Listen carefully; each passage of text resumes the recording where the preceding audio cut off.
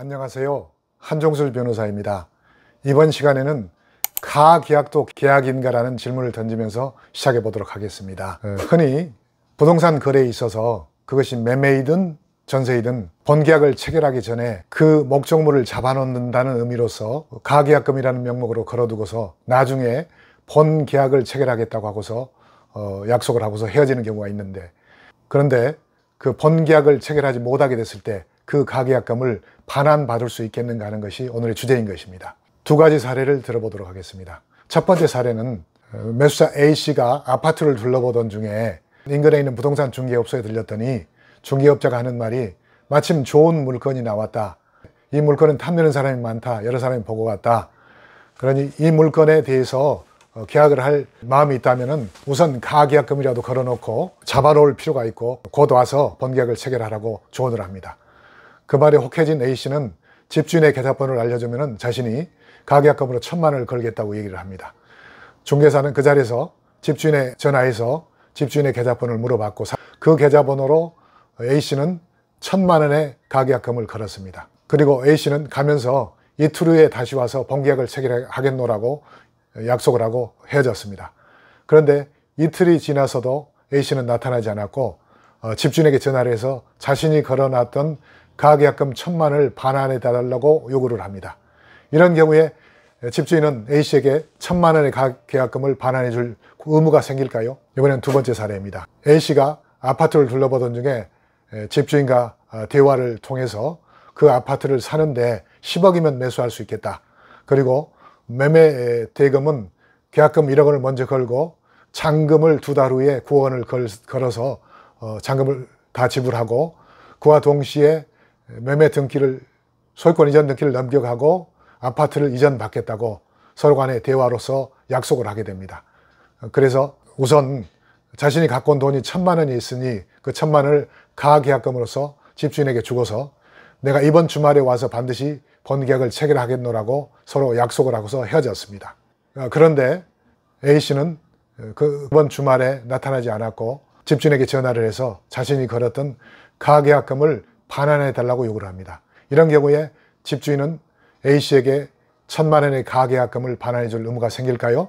일반적으로 가계약도 계약의 한 종류입니다. 따라서 계약으로서의 성립 요건을 갖추게 되면 유효하게 계약으로서 성립하게 되는 것입니다.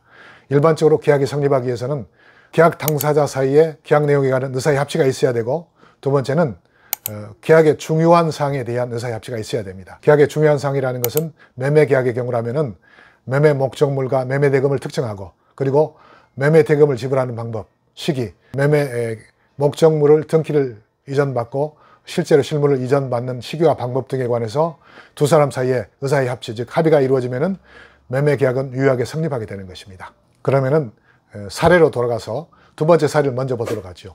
두 번째 사례에서는 두 사람 사이에 매매 계약에 관한 중요한 사항인 매매 목적물과 매매 대금이 특정이 됐고, 그리고 대금을 지불하는 시기와 방법, 목적물을 등기 이전받고 이전받는 시기와 방법에 관해서 서로 약속이 돼서 합의가 돼서 매매 계약은 유효하게 성립하게 되는 것입니다.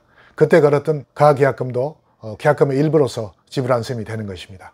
따라서 약속한 날짜에 다시 나타나서 본계약을 체결하지 않은 채 매수인 A씨가 집주인에게 전화를 해서 매매계약은 체결하지 않겠다고 얘기를 하면서 가계약금을 돌려달라고 요구하는 것은 매매계약의 해제가 되는 것입니다. 이런 경우에는 가계약금을 반환받을 권리가 없습니다.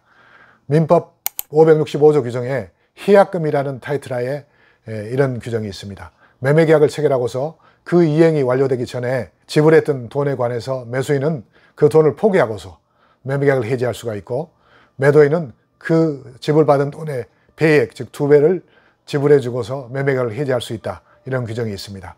그 규정에 따라서 이 사례에서의 매수자 A씨로서는 자기 자신이 지불했던 가계약금 1,000만 원을 포기한 채로, 즉 매매계약을 해지하게 되는 것입니다. 따라서 집주인은 A씨에게 1,000만 원의 가계약금을 반환해 줄 의무가 없습니다. 다시 첫 번째 사례로 가보면은, 첫 번째 사례에서는 매매계약의 중요한 사항인 매매 대금을 지급하는 시기와 방법, 그리고 매매 목적물의 이전에 관한 등기 이전 받는 방법에 관해서 서로 합의가 이루어지지 않았기 때문에 매매계약이 유효하게 성립했다고 볼 수 없습니다. 그러면 두 사람은 어떤 구속도 받지 않고서 있었던 일, 없었던 일로 할 수가 있는 것입니다. 따라서 A씨는 집주인에게 자신이 지불한 가계약금의 반환을 청구할 수 있으며 이런 경우에 반환받는 법리를 부당이득 반환이라고 합니다.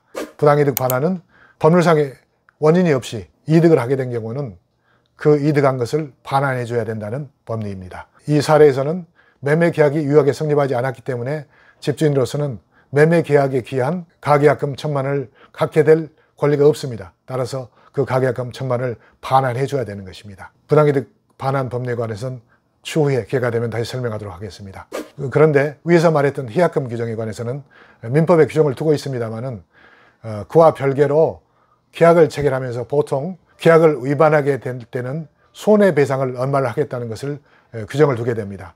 그것을 손해배상의 예정이라고 합니다. 손해배상의 예정은 두 사람이 계약으로서 합의했어야만이 유효하게 효력을 발생하게 됩니다.